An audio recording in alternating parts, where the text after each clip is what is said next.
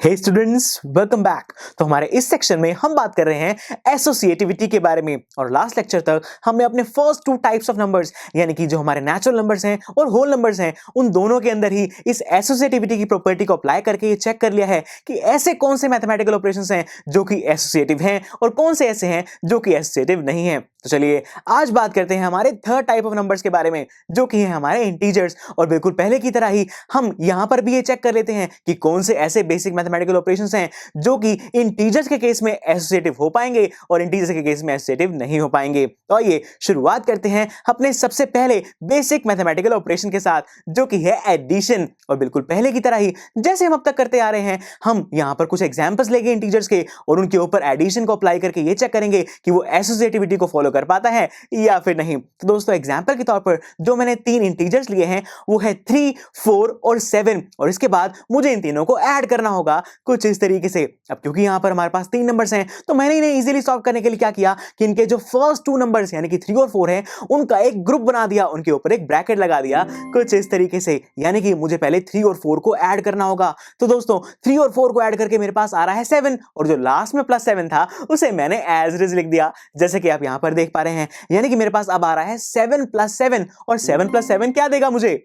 Right, it will give me 14। यानी कि मेरे फर्स्ट केस में जब मैंने अपने फर्स्ट टू नंबर्स का एक ग्रुप बनाया तब मेरे पास जो आंसर आ रहा है वो आ रहा है 14। तो चलिए अब मैं अपने लास्ट टू नंबर्स का एक ग्रुप बना के फिर से सॉल्व करके ये चेक करता हूं कि जो हमारा आंसर है वो सेम आता है या फिर नहीं, यानी कि एसोसिएटिविटी फॉलो हो पाती है या फिर नहीं। तो दोस्तों इस बार मैंने अपने 4 और 7 का एक ग्रुप बना दिया। तो मैंने क्या किया, जो मेरा +3 था उसे ऐसे लिख दिया और इसके बाद जो 4 + 7 करके मेरे पास 11 आ रहा था उसे भी मैंने लिख दिया। यानी कि अब मुझे 3 में 11 को ऐड करना है और जब 3 में 11 को ऐड किया जाता है तो हमारे पास आता है 14। यानी कि मैं ये देख पा रहा हूं कि दोनों ही केसेस में, चाहे जब मैंने अपने फर्स्ट टू नंबर्स का ग्रुप बनाया था या फिर लास्ट टू नंबर्स का, दोनों ही बार जो मेरा आंसर है वो सेम आ रहे हैं। यानी कि दोस्तों मैं कह सकता हूं that addition is associative for the case of integers. लेकिन फिर भी सेफ साइड पर रहने के लिए हम एक और एग्जांपल देख ही लेते हैं। और इस बार एग्जांपल के तौर पर जो मैंने 3 इंटीजर्स लिए हैं वो है -2, 3 और 5 और मुझे अब इन तीनों को ऐड करके देखना होगा। और ऐसा करने के लिए मैंने सबसे पहले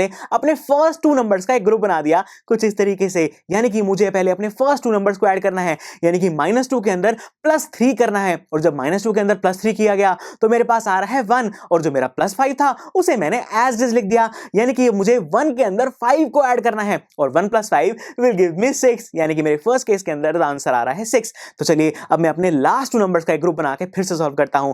यानी कि दोस्तों अब मेरे पास जो ग्रुप बन रहा है वो बन रहा है 3 + 5 का। तो मैंने अपने -2 को तो एज इज लिख दिया और जो 3 + 5 को सॉल्व करके मेरे पास 8 आ रहा था उसे मैंने लिख दिया +8। यानी कि मुझे -2 के अंदर 8 को ऐड करना है, +8 करना है -2 के साथ। और इन्हें सॉल्व करने के बाद मेरे पास मेरा आंसर आ रहा है 6 और मैं देख पा रहा हूं कि मेरे फर्स्ट केस में भी आंसर 6 ही आया था। यानी कि दोनों ही केसेस में आंसर सेम है। इसका मतलब मैं इन एग्जांपल्स के बेसिस पर ये कह सकता हूं that addition is associative for the case of integers. तो चलिए अब बढ़ते हैं हम अपने second type of mathematical operation की तरफ जो कि है हमारा सब्ट्रैक्शन। और बिल्कुल पहले की तरह कुछ एग्जांपल के बेसिस पर ये जज करते हैं कि एसोसिएटिव होगा या फिर नहीं। तो फ्रेंड्स एग्जांपल के तौर पर जो 3 इंटीजर्स लिए हैं वो है मेरे पास 4, 6 और 3। यानी कि अब मुझे इन तीनों को आपस में सब्ट्रैक्ट करके देखना है। और ऐसा करने के लिए मैंने सबसे पहले अपने फर्स्ट टू नंबर्स का एक ग्रुप बना लिया, यानी कि 4 और 6 का एक ग्रुप बना दिया। इसका मतलब मुझे सबसे पहले 4 में से 6 को माइनस करना है और ऐसा करते ही मेरे पास आ रहा है -2 और जो लास्ट में -3 लिखा गया था उसे मैंने एज इज लिख दिया।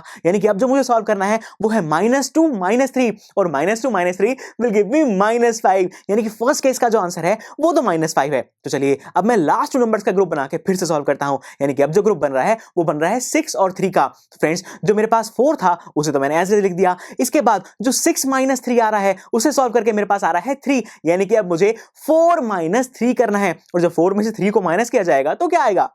Right, it will give me 1। लेकिन दोस्तों क्या मेरे फर्स्ट केस में 1 आंसर आया था? नहीं, फर्स्ट केस में तो -5 आ रहा था।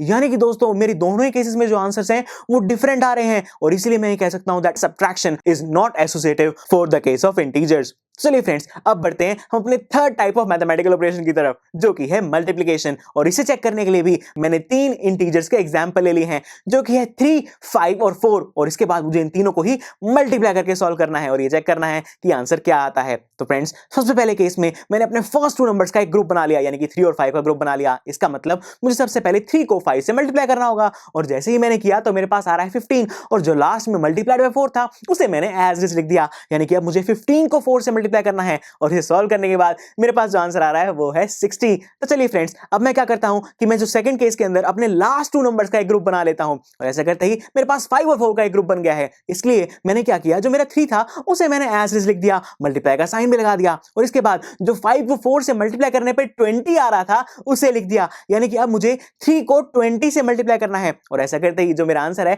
वो आ रहा है 60। और फ्रेंड्स, मैं यहां देख पा रहा हूं कि मेरे दोनों ही केसेस में जो आंसर है वो सेम है, जो कि 60 आ रहा है। इसका मतलब इस एग्जांपल के बेसिस पर मैं ये कह सकता हूं that multiplication is associative for the case of integers. लेकिन फिर भी हम एक सेकंड एग्जांपल लेकर देख ही लेते हैं और ये चेक कर लेते हैं कि ये एसोसिएटिव है भी या फिर नहीं। तो इस बार एग्जांपल के तौर पर जो तीन इंटीजर्स मैंने यहां लिए हैं वो है 9, -2 और -1, यानी कि मुझे इन तीनों को मल्टीप्लाई करके देखना है। फ्रेंड्स, सबसे पहले मैंने अपने फर्स्ट टू नंबर्स का ग्रुप बना लिया, यानी कि 9 और -2 का ग्रुप बनाया। तो 9 को -2 से मल्टीप्लाई करने पे जो आंसर आ रहा है वो है -18, और इसके बाद जो मेरे पास मल्टीप्लाई का साइन और -1 था उसे मैंने एज इट इज लिख दिया, यानी कि अब मुझे -18 को -1 के साथ मल्टीप्लाई करना है। और मैं बहुत अच्छे जानते हैं कि जब भी दो नेगेटिव साइंस मल्टीप्लिकेशन में आते हैं तो वो एक दूसरे के साथ कैंसिल हो जाते हैं, और जो हमारा आंसर है वो पॉजिटिव आता है। यानी कि मैं कह सकता हूं कि -18 को -1 के साथ मल्टीप्लाई करने के बाद मेरे पास आएगा +18। तो आइए दोस्तों, मेरे फर्स्ट केस में तो हमने चेक कर लिया, अब बढ़ते हैं हम अपने सेकंड केस की तरफ, जहां पर हम अपने लास्ट टू नंबर्स का ग्रुप बनाएंगे,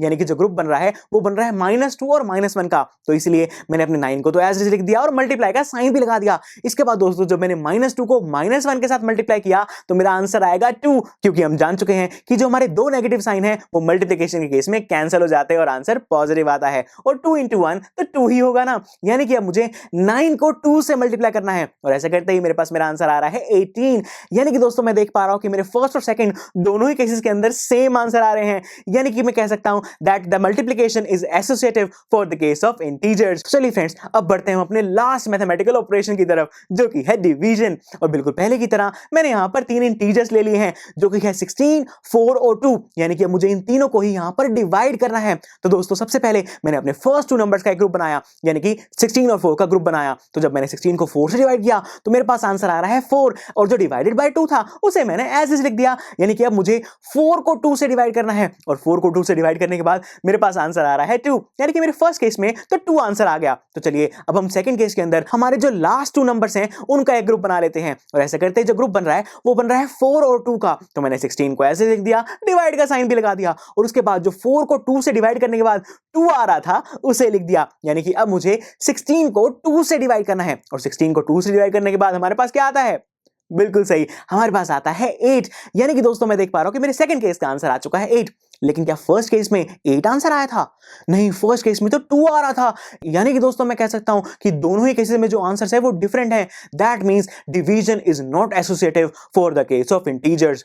तो दोस्तों, इसी के साथ हमने अपने चारों बेसिक मैथमेटिकल ऑपरेशंस को अच्छे से चेक कर लिया है कि इंटीजर्स के केस में कौन से मैथमेटिकल ऑपरेशंस एसोसिएटिव हैं और कौन से नहीं। और मैं यहां देख पा रहा हूं कि जो मेरा एडिशन और मल्टीप्लिकेशन के ऑपरेशंस हैं वो तो एसोसिएटिव हैं, लेकिन जो सब्ट्रैक्शन और डिवीजन के हमारे मैथमेटिकल ऑपरेशंस हैं वो एसोसिएटिविटी को फॉलो नहीं कर पा रहे। तो दोस्तों, इसी के साथ हमने बात कर ली है इंटीजर्स के बारे में भी, और उसके अंदर भी एसोसिएटिविटी की प्रॉपर्टी को अप्लाई करके देख लिया है। तो चलिए फिर अब बढ़ते हैं नेक्स्ट लेक्चर में हम अपने लास्ट टाइप ऑफ नंबर्स की तरफ, जो कि है हमारे रैशनल नंबर्स, और इनके ऊपर भी इस एसोसिएटिविटी को अप्लाई करके चेक कर लेते हैं कि कौन से मैथमेटिकल ऑपरेशंस ऐसे निकल कर आएंगे जो कि एसोसिएटिविटी को फॉलो करेंगे, और कौन से ऐसे होंगे जो कि एसोसिएटिविटी को फॉलो नहीं कर पाएंगे। तो चलिए फिर मिलते हैं आपसे नेक्स्ट लेक्चर में। आई एम श्योर स्टूडेंट्स, आपको ये लेक्चर काफी पसंद आया होगा, और ऐसे ही मजेदार तरीके से अपने हर एक कॉन्सेप्ट क्लियर करने के लिए डाउनलोड कीजिए PUSTACK ऐप को, जहां पर आपके पास और भी बहुत सारे ऑप्शंस होंगे, जैसे कि back exercise solutions, tip videos, sample papers and much more. So what are you waiting for? Download the app now.